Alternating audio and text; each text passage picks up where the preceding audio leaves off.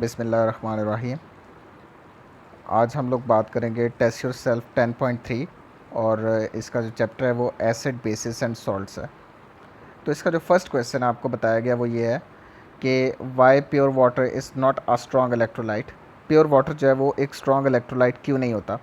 तो इसका जवाब ये है कि प्योर वाटर मॉलिक्यूल्स जो हैं वो अपने इतने आयंस नहीं रखते जो कि इलेक्ट्रॉन्स के फ़्लो को करवा सकें एक एंड से दूसरे एंड की जानिब। यानी इन शॉर्ट वर्ड्स ये कह लें कि प्योर वाटर जो है वो ज़्यादा आयंस को प्रोड्यूस नहीं करता which are basically responsible for the conductance और we can say for the use for the flow of electrons. तो वो प्योर वाटर इतने ज़्यादा आयंस को, वो वाले आयंस जो हैं वो पैदा नहीं कर सकता। तो इतने ज़्यादा आयंस नहीं बनेंगे तो इसका मतलब है कि वो जो इलेक्ट्रिसिटी का ट्रांसफ़र है वो भी नहीं होगा, इलेक्ट्रिसिटी की जो प्रोडक्शन है वो भी नहीं होगी। तो इस वजह से हम लोग कह सकते हैं कि प्योर वाटर जो है वो अच्छा इलेक्ट्रोलाइट नहीं होता। इसको जो है वो हम लोग वीक इलेक्ट्रोलाइट तस्वर करते हैं। इसको स्ट्रॉन्ग इलेक्ट्रोलाइट बनाया जा सकता है कि अगर आप इसके अंदर कुछ कतरे, प्योर वाटर के अंदर कुछ कतरे आप एसिड के ऐड कर दें तो वो जो वीक इलेक्ट्रोलाइट होगा वो अब स्ट्रॉन्ग इलेक्ट्रोलाइट में चेंज हो जाएगा। ठीक है।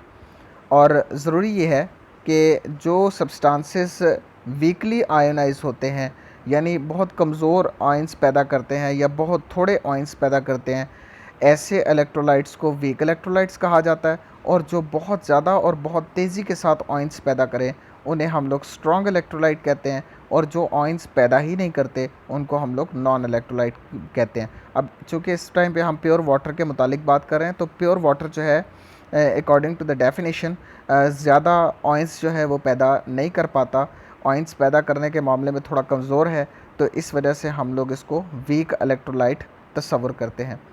क्वेश्चन नंबर 2 जो आपको बताया गया है कि हाइड्रोजन क्लोराइड और H2SO4 को जो है वो स्ट्रॉन्ग एसिड्स कहा जाता है, मगर इनके अगर एक्वीमोलर सॉल्यूशंस बनाए जाएं और इनकी पीएच वैल्यूज़ को देखा जाए तो जैसा कि प्रॉब्लम 10.2 और 10.4 में आपको बताया गया है, तो कहता है कि इनके डिफरेंट पीएच वैल्यूज़ क्यों होती हैं।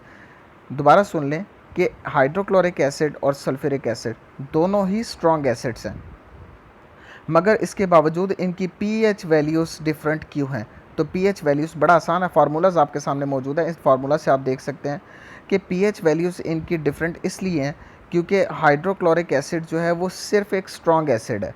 ठीक है।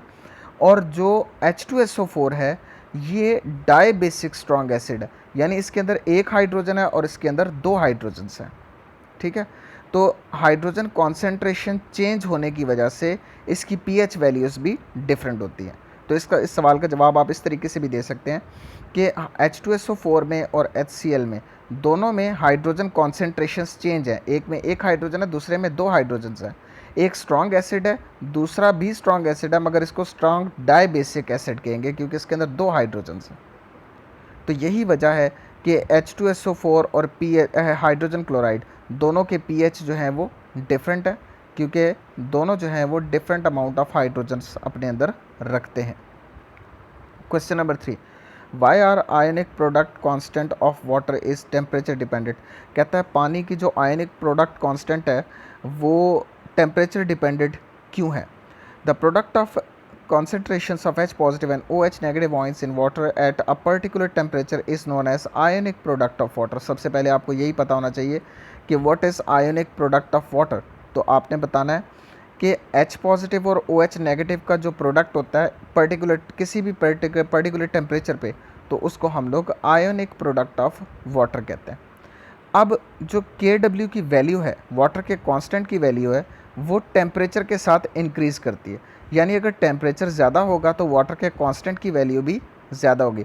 टेम्परेचर ज़्यादा होगा तो वाटर के आयंस भी ज़्यादा बनेंगे और अगर टेम्परेचर कम हुआ तो वाटर के आयंस भी कम बनेंगे। तो इस वजह से हम कह सकते हैं कि जो पानी की आयनिक प्रोडक्ट है वो टेम्परेचर डिपेंडेंट है।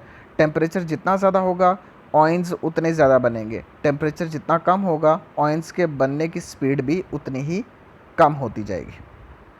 Question number 4, differentiate between the P and P H. P और पी एच में क्या फ़र्क है। पी जो है वो एक जनरली स्पेसिफाई किया गया वर्ड है या अल्फ़ाबेट है जो कि पावर ऑफ कॉन्सेंट्रेशन को ज़ाहिर करता है। किसी भी एलिमेंट की कॉन्सेंट्रेशन को ज़ाहिर करने के लिए इस्तेमाल किया जाता है। और पीएच का मतलब ये है कि हाइड्रोजन की कॉन्सेंट्रेशन, जैसे कि अभी मैंने आपको बताया पी जो है वो किसी भी एलिमेंट की कॉन्सेंट्रेशन को ज़ाहिर करने के लिए इस्तेमाल किया जाता है।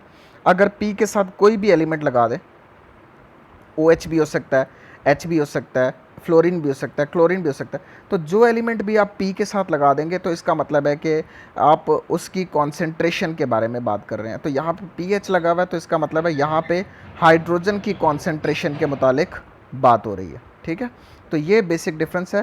पी जो है, दोबारा सुन लो, कि सिर्फ कॉन्सेंट्रेशन को जाहिर करता है और पीएच जो है वो हाइड्रोजन की कॉन्सेंट्रेशन को जाहिर करता है। तो that is the basic difference between P and pH.